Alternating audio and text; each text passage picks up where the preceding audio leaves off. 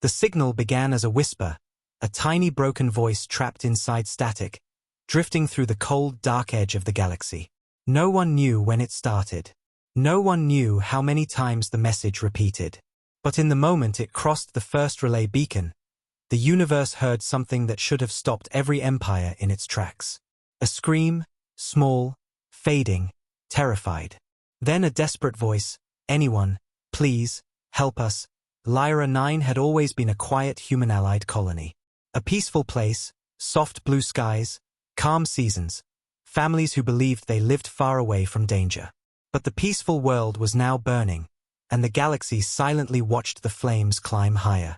The distress beacon jumped system to system. Screens blinked red. Warning alarms flashed. Command centers across alien territories received the message. Some officers flinched for a second, then turned away. Some commanders shut the signal off before the last scream finished. Others listened, then laughed bitterly, calling Lyra 9 a tiny rock, not worth a war, too far to matter. The galaxy, once united under the flag of diplomacy, proved again how cowardly it could be when danger touched humans. No ship launched. No fleet moved. No empire wished to stand against the unknown force attacking the colony. In the end, silence replaced responsibility. But on Earth, silence was impossible. Inside the Terran Defense Corps, a massive underground command hub glowing with white lights and LED screens, Captain Reasol sat at her station. She was calm by nature, steady like a still ocean, but something about the static-filled transmission hit her in a place deeper than logic. She leaned in, turning the volume higher, filtering layers of noise, isolating the faint voice trapped in the broken message. Screams, explosions, heavy breathing, someone running. Another scream, smaller, sharper, carrying fear that only children carry in the last moments before hope breaks. Rhea's eyes widened. Her throat locked. Her hands froze above the controls. Because the voice she heard wasn't just any child. She recognized the way the breath trembled, the way the cry stretched, the way the last word cracked. It was her sister's daughter, her niece, a child she had held as a newborn, a child she promised to protect, a child she never imagined she would hear during a nightmarish SOS broadcast from a dying world. Rhea didn't move for a moment. The room felt smaller, the lights brighter, the air colder. Her heartbeat kicked into a painful rhythm, fast, sharp, rising like panic trying to escape her chest. She forced herself to breathe, pushed her trembling hand forward, and slammed emergency authorization. The floor shook as titanium blast doors opened inside the Earth's core.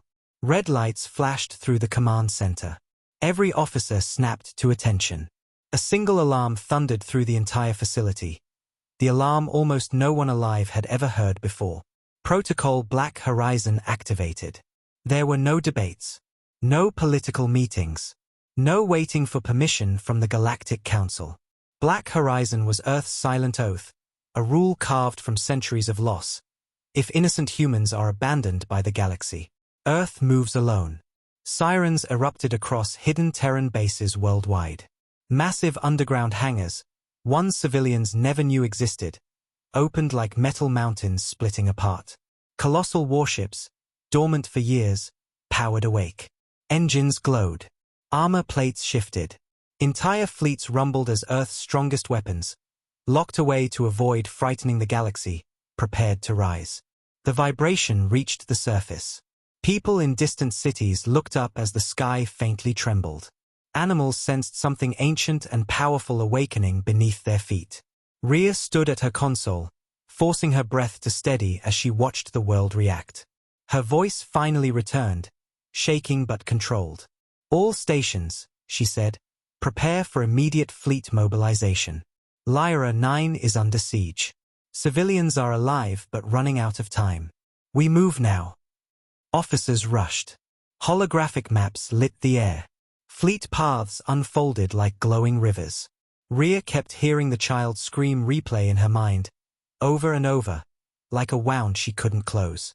She shut her eyes for 1 second, letting pain sharpen into purpose. Then she opened them with fire. "Earth never leaves its own," she whispered. The countdown began. power cores ignited. Reinforced launch ceilings opened like colossal iron petals revealing the night sky.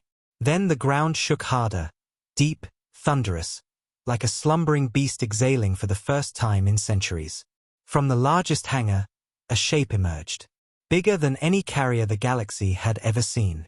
Heavier than any dreadnought ever recorded.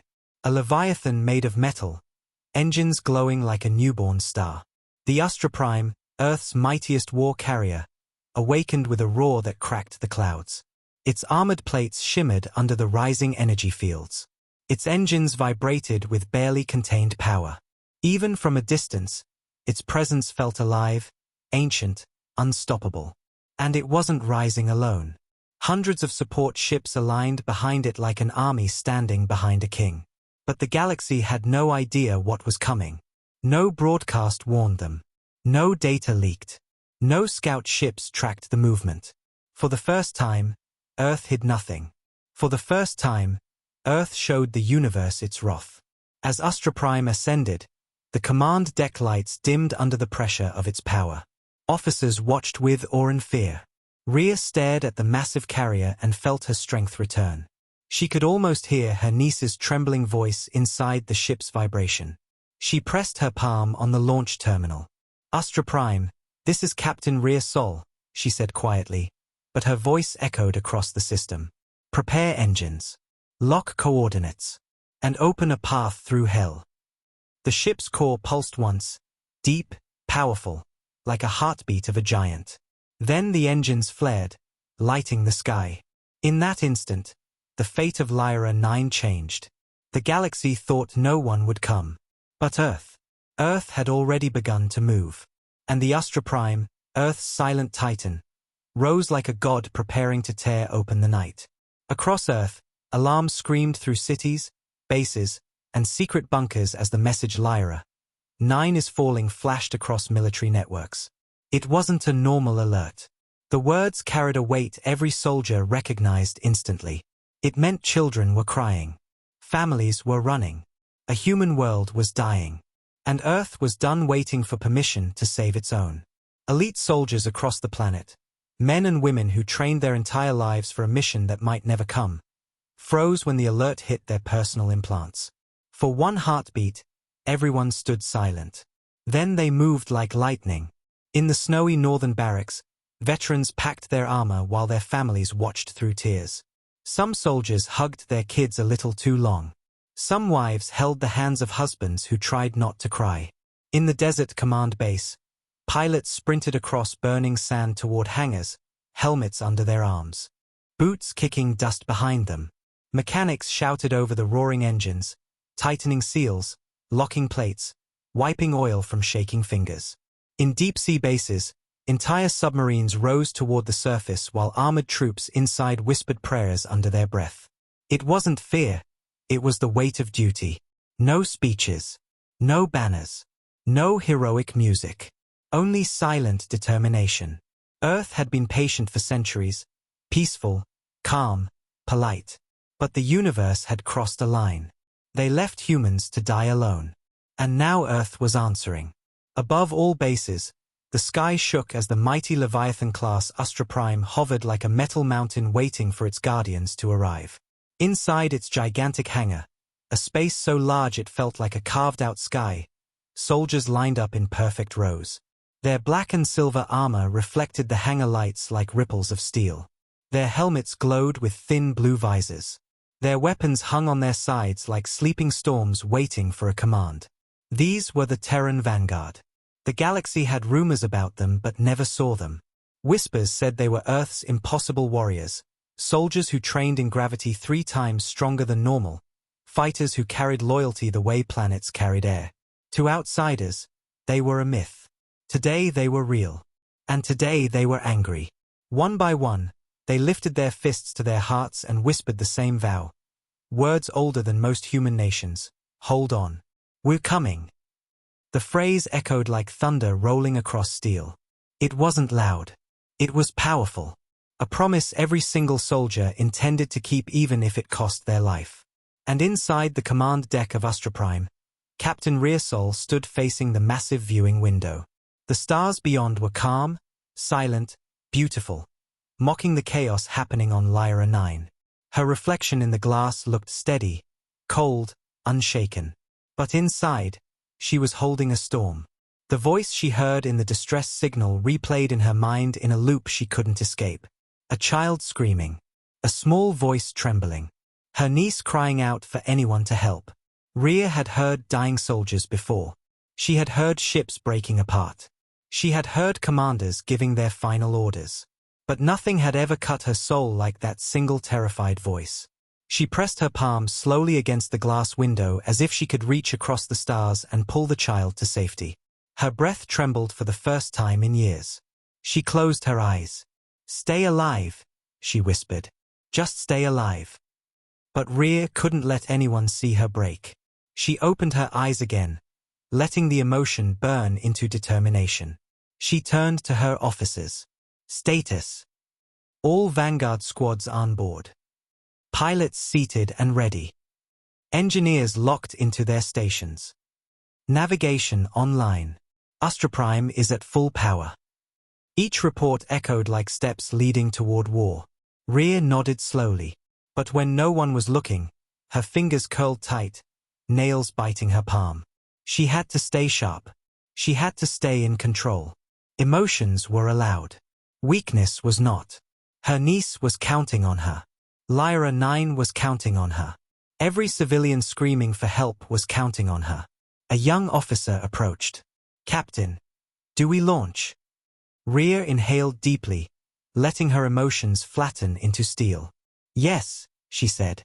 "All squads prepare for departure." The lights in the hangar dimmed as massive launch clamps unlocked with heavy metallic groans. Inside the colossal engine room, core reactors glowed with white-blue fire.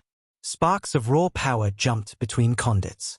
Energy surged through the ship like blood through a giant iron heart. The Astroprime wasn't just a war carrier, it was Earth's final answer to any threat. And today, that answer was coming for Lyra 9. Soldiers strapped into drop bays. Pilots gripped their controls. Engineers wiped sweat as the engines roared to life. Then a quiet voice whispered over the comm line, "May the lost see us coming." It wasn't official protocol. It wasn't in the manual. But it spread like a prayer, moving from one squad to the next until the entire ship spoke the words together. Rhea heard it, and something inside her chest broke. Softly, painfully, but with strength. Humans were built like this. They weren't perfect. They weren't always brave. But when one of their own cried for help, their hearts burned hotter than any star. And in that moment, Rhea knew something with absolute certainty. Whoever attacked Lyra 9 had no idea what they had awakened. With a sharp movement, she stepped onto the command platform. "Astroprime," she said, her voice steady as steel. "Engage launch sequence." The ship hummed with power. "All stations," she continued, "lock coordinates for Lyra 9. Panels lit. Engines howled. Soldiers lifted their heads. And in the center of the ship, the main energy core pulsed like a giant heartbeat. "Boom! Boom! Boom!" "Terran Vanguard," Rhea said. "We leave now." The clamps released. The thrusters roared. The ground trembled. And the Astroprime rose through the sky, not like a ship, but like a fury awakening. Clouds tore apart. Air burned in streaks of white fire. The entire planet watched the Titan rise. Rhea looked straight ahead, eyes cold, voice steady.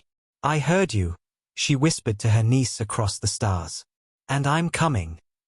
The Astroprime broke the atmosphere with a thunderous blast, Earth's strongest force leaving home to answer a cry the galaxy had ignored. Lyra 9 was no longer a peaceful colony. Smoke covered the sky like a dark blanket hiding the stars. Buildings that once held laughter were now broken bones of a dying world. The ground shook every few seconds as explosions tore through helpless streets. Fire climbed walls, metal twisted, alarms screamed, and terrified people ran with desperation burning in their eyes. The invasion didn't come with warning. No negotiation. No demand. The attackers, the Markor swarm, fell from the sky like shadows with claws. They moved fast, hunting anything that breathed. Their blades were alive, their bodies armored in dark bone, and their voices echoing like hungry storms. For the civilians, there was no time to understand what was happening. Only time to run. On the colony's eastern side, near a collapsed plaza, a teenage girl stumbled through smoke while holding two younger siblings. One barely 7, the other too small to understand why everyone was screaming. Her lungs burned. Her knees shook. Her arms ached from holding the smaller one. But she refused to let go. Her name was Maisol, Captain Rear Sol's niece. Her mother had tried to hide them in the safety shelter when the attack began, but the shelter collapsed minutes later. Mai heard her mother calling her name one moment, and the next moment, the ceiling fell. Silence. Dust. Darkness. Mai didn't know if her mother lived, but she knew one thing: she had to keep the children alive. That was the promise she made to her mother in the last second before everything went black. Now, with fire reflecting in her eyes, she pulled her siblings toward a half-destroyed walkway. Every step felt like dragging her feet through fear. The ground was hot, small shards cutting her bare skin, but she didn't stop. Not when the boy cried. Not when the smoke stung her eyes until tears fell. Not even when the sky roared with enemy ships. "Stay close," she whispered to the younger ones, trying to keep her voice from breaking. "Stay quiet. Stay with me." Her brother sobbed. "Is someone coming to help us?" Mai swallowed her fear. She wanted to say yes. She wanted to lie and give him hope. But her throat opened on its own and whispered the truth she didn't want to believe. I don't know." Before she could say anything more, a deep metallic screech echoed through the ruins, the sound of a Markor landing nearby. Mai froze. The children froze. The air grew colder. The Markor weren't like any enemy humans had seen before. They were tall, their limbs sharp, their eyes glowing yellow like burning hatred. One of them stepped into view. Its claws dripped with blood. Its armored plates glowed with dark violet light. It sniffed the air like it enjoyed the scent of fear.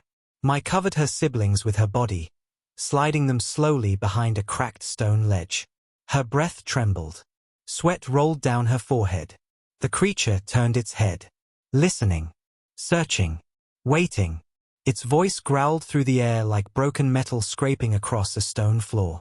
Human children, weak, slow, helpless. Mai's heart slammed against her ribs. Her brother whimpered. The creature's head snapped toward the sound. Mai felt her entire world collapse in that instant. She shut her eyes tightly and whispered, "Please, someone, please." And then, a massive shockwave shook the ground. The creature stumbled, roaring in anger. Mai opened her eyes. Everyone on the colony looked up at the same moment. The clouds above were splitting open, slowly, violently, like something huge was tearing its way through reality. Lightning sparked. Air twisted. Gravity trembled. The Markor hesitated, confused, scanning the sky. And then it happened. A shadow covered the burning city. A shadow so large it made the invaders look like insects crawling under a titan's foot. The Astroprime dropped out of FTL like a black sun being born in the atmosphere. The sound wasn't a boom. It was a world-shaking roar that lifted dust from the ground and made the air vibrate in every direction. Civilians looked up with disbelief. Some screamed. Some cried. Some fell to their knees. Because they had never seen anything this big. Anything this powerful. Anything this angry. The Markor swarm froze, their confidence cracking for the first time. And in that moment, a deep voice echoed through the city, broadcast through every remaining device, every speaker, every emergency channel. "This is the Terran Vanguard. Hold on. Earth is here."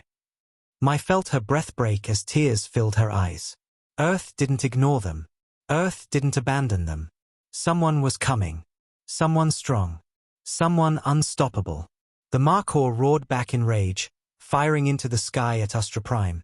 But the shots bounced like raindrops off a mountain. The carrier unfolded its wings, releasing heavy armored drop ships that burned through the air like falling stars. The ground trembled as thousands of Terran soldiers prepared to land. Inside the enemy lines, panic spread. Their leader hissed in disbelief. "Impossible. No rescue should have arrived. The humans are alone." They are always alone, but even he could see it. The humans were not alone today. And they were not weak. On the cracked walkway, Mai held her siblings close. For the first time since the attack began, she felt hope. A hope sharp enough to cut through fear. A hope powerful enough to make her breathe again. She whispered through shaking lips, "They came. They really came." Astra Prime glowed bright as thunder filled the air, preparing to unleash Earth's might. The sky above Lyra, 9 ripped apart as Astra Prime burst through the atmosphere like a metal god descending from the heavens. The clouds exploded outward, waves of thunder rolling across the burning landscape. Dust lifted from broken streets. Windows shattered. Even the Markor swarm stumbled as the pressure slammed into their bodies. The air itself seemed to kneel. For the first time since the invasion began, the colony felt something stronger than fear, presence. A presence big enough to swallow the sky. It wasn't hope. Not yet. It was something deeper, heavier, more ancient. Like the heartbeat of Earth itself had arrived. Civilians hiding under debris peeked upward as the massive war carrier cast its enormous shadow across the ruined city. Some covered their mouths. Some cried. Some whispered the word Earth like a prayer. Above them, the Titan hovered with engines roaring like storms trapped in steel. Its armor glowed with golden blue energy fields. Its wings unfolded slowly, each movement sending shockwaves through the atmosphere, like the ship was stretching after a long sleep. The Markor swarm stared upward in confusion. They had planned for human ships, small ones, weak ones, desperate ones. Not this. Not a carrier larger than their entire forward fleet. Their leader roared commands in their harsh language, but even they felt fear creeping into their bones. This wasn't just a ship. This was a message. A warning. A promise. And then the speakers activated. A deep voice echoed through every corner of Lyra 9, calm but thunderous. This is the Terran Vanguard. Civilians, find cover. Hold on. A pause. The voice hardened. Markor swarm, your attack ends now. The ground trembled again as Astra Prime opened its drop bay doors. Inside, hundreds of heavily armored Terran soldiers stood ready. Blades charged, rifles humming, visors glowing with cold blue fire. They didn't move like regular soldiers. They stood perfectly still, silent, like statues made of war. Then the countdown began. 40 seconds to drop. Their breathing synchronized. Their grips tightened. Their hearts steadied. These were humans forged in impossible gravity, trained in places where even strong species collapsed after minutes. The galaxy had never seen them in action. Today, the galaxy would learn.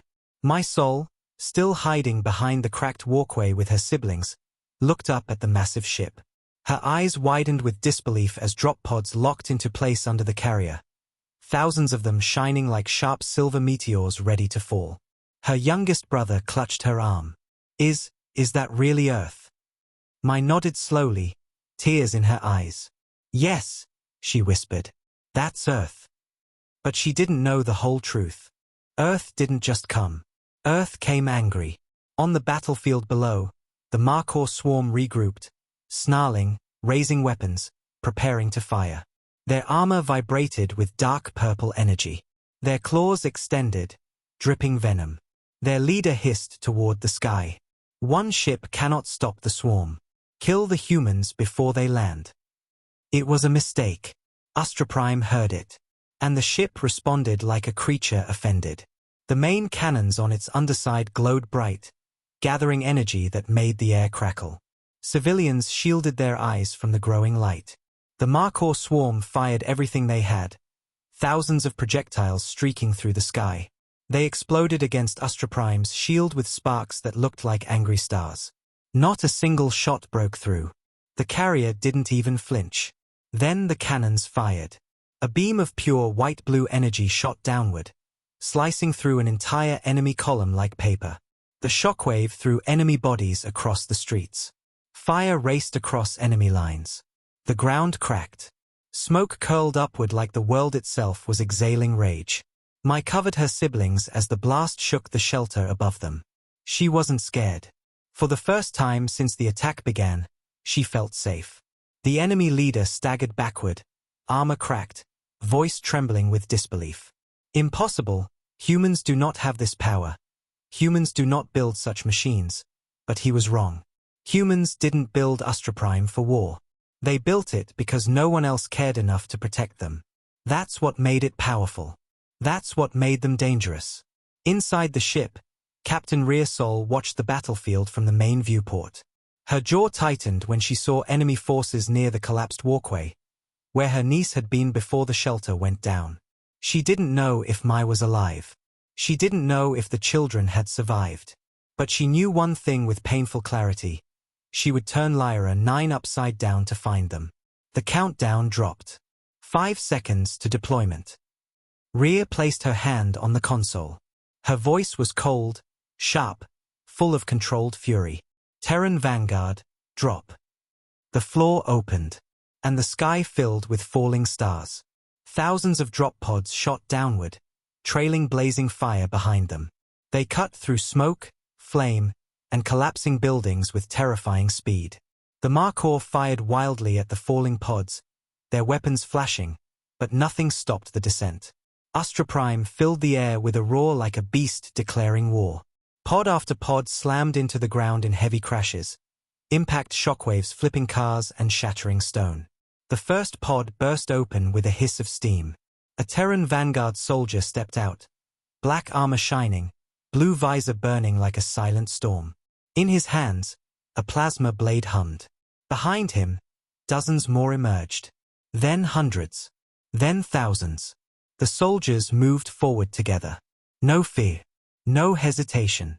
No mercy. And when the Markor charged, the Vanguard charged back twice as hard. The two forces collided in a clash that shook the colony. Plasma blades sliced enemy armor. Terran rifles tore through alien shields. Human soldiers pushed through burning streets with precision and fury, every movement sharp, practiced, unbreakable. Mai watched the first Vanguard squad approach her location. Her lips trembled. "They are here," she whispered. They really came. The ground vibrated with the footsteps of Earth's strongest warriors. And in the sky, Astroprime hovered like an avenging angel watching over its people. The battlefield of Lyra, 9 shook like a living creature waking up from a nightmare as the Terran Vanguard fully deployed. Dust lifted in slow waves. Flames bent backward under the pressure of landing pods. The Markor swarm, so confident minutes ago, now stood frozen, their glowing yellow eyes flickering with something they had never felt before, doubt. The first wave of Vanguard soldiers stepped forward, forming a black and silver wall across the shattered street. Their armor hummed with power fields. Their boots left deep marks in the cracked ground. Their weapons glowed with deadly, disciplined purpose. They didn't shout. They didn't roar. They didn't brag. They simply moved, silent and unstoppable. Mai watched them through the shattered walkway, holding her siblings close. She had never seen humans like these. They looked like warriors carved from steel and storms, carrying calm anger in their steps. A soldier reached them first. His visor flickered as it scanned the children. "Civilians confirmed," he said in a steady voice. "You're safe now. Stay behind me." Mai nodded quickly, pulling the children close behind the armored giant. And then the sky broke again. More pods slammed into the ground. More soldiers emerged. More machines rolled out, armored walkers shaped like steel beasts, drones swarming in formation overhead, scanning every corner with sharp blue lights. The Markor swarm panicked. Their leader roared in frustration. "Kill them before they gather." Hundreds of Markor warriors surged forward, claws extended, armor glowing with venom. They expected the humans to retreat, to fear them, to hesitate. They expected weakness. What they got was a storm. A Vanguard commander lifted his hand. "Vanguard, engage." The command echoed like a key unlocking a monster. The first line of human soldiers charged forward with terrifying speed, their boots smashing through debris as if the broken ground didn't exist. Plasma blades ignited, white-blue fire slicing through the air. Rifles fired controlled bursts that cut through enemy armor like it was soft metal.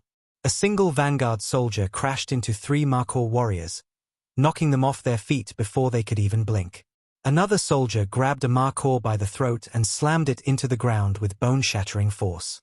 Human fury was not wild. It was precise, measured, trained, deadly. The Markhor weren't fighting soldiers. They were fighting fate. My watched in, or as bullets, plasma, and steel turned the street into a battlefield lit by blue flames and shattering sound. The soldier protecting her didn't move an inch. He stood like a shield, blocking her from every threat. When a Markhor tried to leap toward them, the soldier moved so fast I almost didn't see it. One clean strike, bright, deadly, and the creature fell. "Stay behind me," he repeated calmly.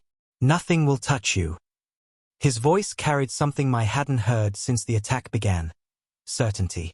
Meanwhile, the swarm's commander tried to rally his troops. "They are only humans. Do not fear them." But fear had already taken hold. The battlefield was no longer theirs. It belonged to the vanguard now. Drones circled overhead, targeting the enemy with laser precision. Walkers fired cannons that shattered entire columns of Markhor forces. Snipers perched on broken rooftops, their shots slicing through armor with silent accuracy. The swarm's confidence melted into panic. Their formations broke. Their lines thinned. They charged again, desperate and furious, only to be met by a wave of human power crashing into them like a hurricane of fire and steel. A vanguard captain shouted, "Push forward! Clear the civilians!" Soldiers advanced in perfect lines, shielding families, guiding children, pulling injured people out of burning debris. Every human life mattered. Every human breath mattered. Every scream mattered. The Markhor fought for domination. The vanguard fought for people. That made all the difference. One soldier knelt beside a wounded boy half buried under rubble. He lifted the rubble with one arm, gently pulled the boy free, and whispered, "You're going to be all right. I promise." Another carried an injured old man on his back while firing with one hand. Another shielded a group of terrified civilians with her body as enemy fire rained down. Earth didn't send conquerors. Earth sent protectors. And the swarm had no idea how to fight protectors fueled by fire from deep inside their souls. In the middle of the battlefield, the Markhor commander tried to escape, pushing through his panicking troops. But his path was cut off when a massive shadow fell across him. A vanguard heavy unit, a towering armored soldier twice the size of normal troops, stepped forward, carrying a giant hammer-like weapon glowing with white energy. The commander hissed, "You cannot stop the swarm." The heavy unit swung once. A thunderous impact echoed across the street. The commander flew backward, armor shattered, body collapsing into dust. The swarm stopped. Completely. A horrifying silence spread across the battlefield as they saw their leader fall. Mai felt something inside her chest loosen, a pressure she had carried since the attack began. For the first time, she believed she might live another hour. Another day. Maybe even see her aunt again. The vanguard soldier looked back at the children. "We're moving," he said firmly. "Stay close." Mai lifted her siblings and followed him through the broken street. All around her, vanguard soldiers fought like legends, fighting for every corner, every family, every breath. Astra Prime hovered above them, cannons ready, engines roaring like a guardian angel refusing to leave. Earth wasn't just fighting the swarm. Earth was making a promise to every human watching. The battlefield of Lyra. 9 burned like a dying sun as the Terran vanguard pushed deeper into the city. Smoke rose from shattered rooftops. Fire crackled along broken streets. Human survivors huddled behind armored squads as soldiers moved like shadows made of steel, covering every corner, scanning every rooftop, escorting every last breath of human life to safety. Astra Prime hovered above the colony like a massive protector carved out of anger and starfire. Its engines hummed with power, lighting the sky with blue-gold energy that made the air vibrate in every direction. But even with half their forces destroyed, the Markhor swarm refused to fall quietly. Their remains gathered near the central district, hundreds of vicious warriors forming a final defensive circle around their command ship, a huge bone-armored vessel pulsing with dark purple light. It looked like a dead creature breathing one last time. The swarm still believed they could break the human advance. They believed the humans would tire. They believed the humans would retreat. They didn't understand humans at all. The vanguard did not get tired. They did not fear. They did not retreat. Not today. Not while children cried. Not while civilians screamed. Not while a human world begged for help. Captain Rearsol stood on the command deck of Astra Prime, her eyes locked on the enemy command ship. Her heart hammered with a mixture of rage and quiet terror. Somewhere on this burning planet, somewhere inside this hell, her niece Mai was hiding, surviving, waiting. Rhea clenched the edge of the console so tightly her knuckles turned white. Enemy command ship located, an officer announced. Large Markor cluster surrounding it. Rhea didn't blink. What about civilians? Dozens trapped nearby. Enemy forces using them as a shield. Her jaw tightened. She felt her pulse spike. She hated enemies who used humans as leverage. She hated enemies who saw civilians as tools. And she especially hated enemies who hurt children. "Prepare my drop team," she said quietly, but the weight in her voice made every officer straighten. "Captain," the tactical officer said, "you're leading the strike personally." Yes. No hesitation. No fear. No doubt. She had waited long enough. The Markor hurt her people. They chased her niece. They burned a peaceful world. And now they would face her. The hangar bay opened behind her, soldiers already assembling, vanguard elites with heavy armor, jet-assisted boots, plasma shields glowing like molten light. Every soldier looked at Rhea not just as a commander, but as a force of nature. She was known for one thing. When she entered a battlefield, it ended. Rhea stepped into her armor, the plates sealing around her body with loud clicks. Her visor slid down, glowing with blue light. Her breathing slowed. Her heartbeat steadied. She felt like a storm wearing steel. "Terran Vanguard," she said into the comm-line, "form up. We push to the enemy command ship. Our people are trapped. We are ending this." A single response came from every soldier, "Yes, Captain." Engines flared. Doors opened. And the strike team launched downward like falling thunder. Mai, still in the temporary safe corridor with her siblings, heard the loud sonic booms in the distance. She looked up at the sky. Flashes of blue light streaked across the burning clouds as the vanguard launched their final assault. For a moment her breath caught. Something inside her whispered that her aunt was finally here. That the last battle had begun. On the ground, the Markor swarm prepared their defense. Their remaining leader, a scarred warrior with glowing eyes, lifted his claws and screamed a command that shook the entire district. The swarm charged. The vanguard landed. And the world exploded. Plasma fire tore through the air. Human soldiers slammed into enemy lines with a force that felt like earthquakes ripping open the street. The heavy unit smashed through the first wave of Markor, sending bodies flying like broken shards. Jet troopers soared through smoke, firing purple and blue plasma blasts that burned through armor. Snipers picked off high-value targets with shots so clean they cut through air like thin lightning. The Markor fought viciously, but the vanguard fought with purpose. With pain. With fury. The difference was overwhelming. Civilians trapped near the command ship cried for help. Vanguard soldiers formed a shield wall, protecting them from enemy claws. One soldier took a blade to the shoulder while shielding a mother and her son. He didn't flinch. He simply grabbed the Markor and broke its neck with one hand. Another soldier carried 3 children, one under each arm and one on his back, while firing at the enemy with perfect aim. This wasn't war. This was a rescue written with fire and blood. And then Rhea landed. Her impact alone cracked the ground. She stepped through the dust cloud like a ghost made of armor and fury. Enemy warriors lunged at her. She moved like a blade of light. One strike, 2 enemies fell.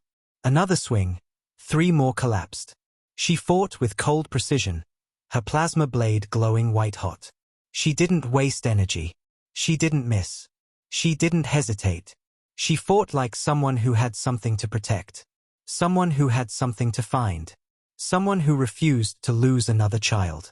The Markor scarred leader saw her and hissed, "You cannot stop us, human." Rhea's voice was calm, colder than ice. "I'm not here to stop you. She lifted her blade. I'm here to end you. The leader lunged. She moved faster. They clashed in a storm of sparks and fire, her blade slicing through his armor, his claws dragging across her shield. He roared. She didn't. She simply fought. Strike after strike, faster than he could follow, fueled by every scream she heard in the distress call. Her blade cut through his defenses. Then through his armor. Then through him. He fell with a broken hiss, collapsing into ash. The swarm froze. Their leader had fallen. Their will shattered. Their rage died. Soldiers who had attacked proudly now trembled like cowards. Some dropped their weapons. Some fled. Some simply fell to their knees. The vanguard did not stop until every corner was secured. Civilians were pulled to safety. Tanks rolled forward, clearing the final streets. Drones scanned for survivors. Mai watched from the safe corridor as the last of the swarm collapsed. Her heart beat so loud she could barely hear anything else. The battle was ending. The danger fading. And somewhere in the smoke, her aunt was out there, fighting for her, searching for her. The colony of Lyra 9, bleeding, burned, broken, finally felt something it had lost at the start of the attack. Hope, the battlefield finally began to quiet, but the silence was heavy, shaking with leftover echoes of explosions and the ragged breathing of survivors. Smoke curled upward like ghostly fingers. The once bright sky of Lyra 9 was now a canvas of black ash and drifting dust. Streets were broken. Buildings half fallen. Fires crackled in lonely corners. Terran vanguard soldiers spread out across the ruins in strategic waves, scanning for any remaining Markor threats and, more importantly, searching for trapped civilians. Rhea Sol moved through the chaos like a storm wrapped in steel. Her armor was scratched, her blade stained with enemy ash, her breathing deep and controlled. But inside her chest, her heart carried a weight heavier than battle. Somewhere on this broken planet, her niece was alive. She felt it. She heard it. The scream from the distress signal. The tiny voice shaking with fear, calling for someone, anyone. Rhea had replayed the sound 1,000 times in her mind. Now, walking through smoke-filled alleys, she felt the memory claw at her ribs. She approached her squad leader. Any sign? Negative, Captain. We're scanning every sector, but the enemy used debris to trap civilians. Some signals are faint. Rhea clenched her jaw. Her voice lowered to a whisper she could barely control. She's alive. Keep searching. The soldiers nodded. They didn't question her. They followed her like warriors following a queen into darkness. Rhea stepped over fallen debris, pushing through collapsed corridors and shattered glass. Every child's cry made her spin. Every small movement made her heart race. She refused to lose her niece. Not after losing her sister earlier in the attack. She knelt beside a wounded civilian who pointed down a long, broken passageway. Children, he whispered with weak breath. I heard children. That way. Rhea's pulse exploded. She stood in one swift motion. Vanguard, on me. Now. Her soldiers gathered instantly. They moved through the narrow, ruined passage like shadows with glowing blue eyes. Dust fell from cracked ceilings. Firelight flickered on nearby walls. The air was thick with heat and fear. Then they heard it. A small cough. A whimper. A tiny voice. Rhea froze. Her breath died in her lungs. It was the same voice she heard in the SOS. Her niece. Mai. Her eyes widened behind her visor. Sound origin, 50 meters, a soldier reported. Rhea didn't wait.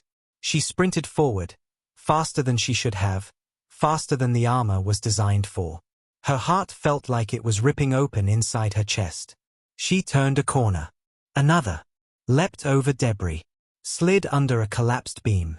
And then, she saw them. 3 children huddled under a cracked walkway, covered in dust, shaking, eyes wide with fear. Mai held her siblings close, her arms wrapped around them protectively even though her hands were trembling. Rhea's vision blurred for a moment, not from smoke, not from exhaustion, but from the emotion hitting her like a shockwave. Mai looked up as footsteps approached. She gasped. Her eyes widened. She stared at the soldiers, at their glowing visors, their armor, their weapons. And then her gaze found one specific figure. Captain Rhea Sol stepped out of the smoke, armor cracked, visor glowing, posture unbreakable. She lifted her hand slowly. Mai's voice broke in a whisper. "Aunt Rhea." Rhea removed her helmet in one swift motion. Her face appeared, covered in dust, eyes filled with tears she hadn't allowed herself to shed until now. "Mai," she whispered. Mai let out a sound that wasn't a cry, wasn't a scream. Something in between, something full of heartbreak and relief. She stumbled forward. Rhea dropped her blade and caught her, pulling the trembling child into her arms. Mai sobbed into her chest. Rhea held her as if she was holding a piece of her own soul that she thought she had lost forever. She pressed her forehead against Mai's hair, whispering, "I'm here. I'm here. I've got you. I heard you. I came for you." Mai cried harder, her tiny hands gripping Rhea's armor as if she feared letting go would make the nightmare return.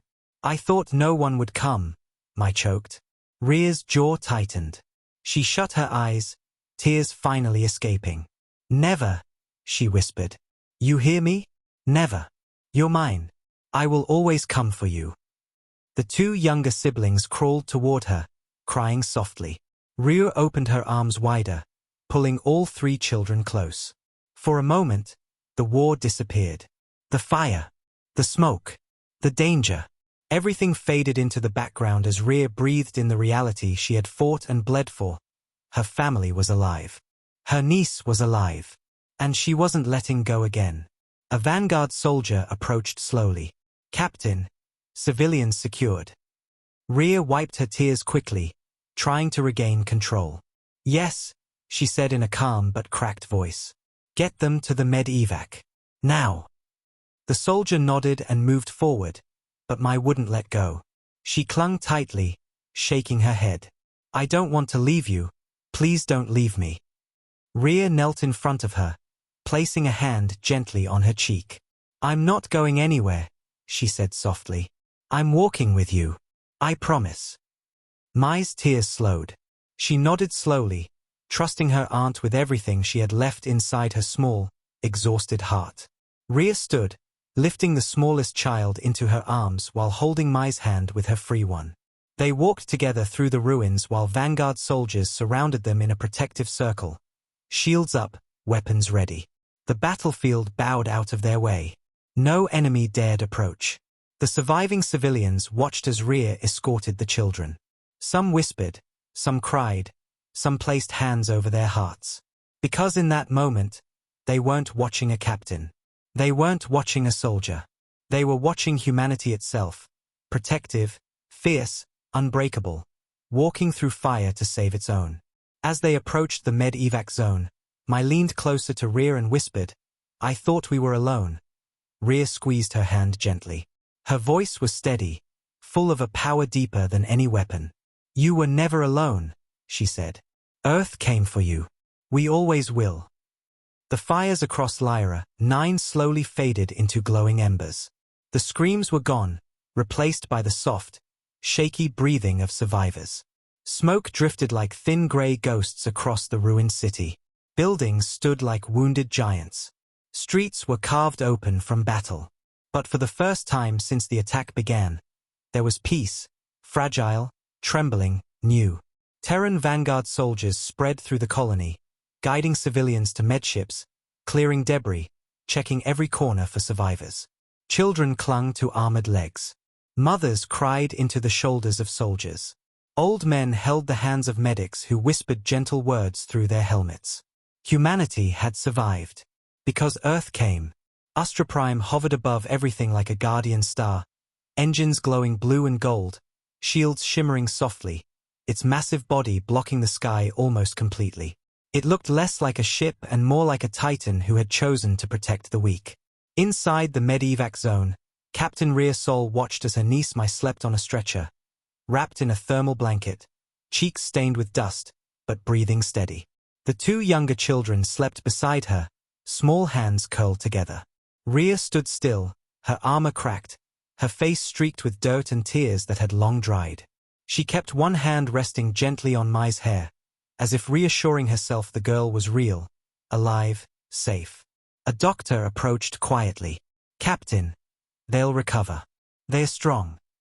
Rhea exhaled slowly, a breath she felt she had been holding since the moment she heard that faint SOS across the stars. "Thank you," she whispered. It was the first soft word she spoke since the attack began. Outside, a Vanguard officer approached. "Captain, the remaining Markor forces are surrendering." Rhea turned her head slightly, eyes cold and sharp. "Document every one of them. They will face justice." "Yes, Captain." The officer hesitated, then continued. "The galaxy is watching the battle feed. All networks have picked up Prime's arrival." Rhea finally straightened. The moment she dreaded and awaited had arrived.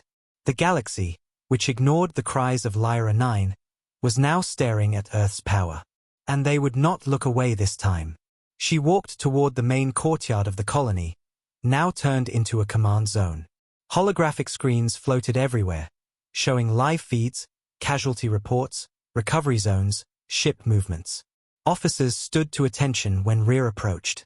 Her presence felt heavier now, not just as a commander, but as the woman who led Earth's wrath through fire. "Open a broadcast," Rhea ordered. "To the entire council. To every empire. To every system." The communications officer swallowed. "Yes, Captain. Channel opening. Now." A bright blue holographic lens floated before her. Billions across the galaxy saw the same thing.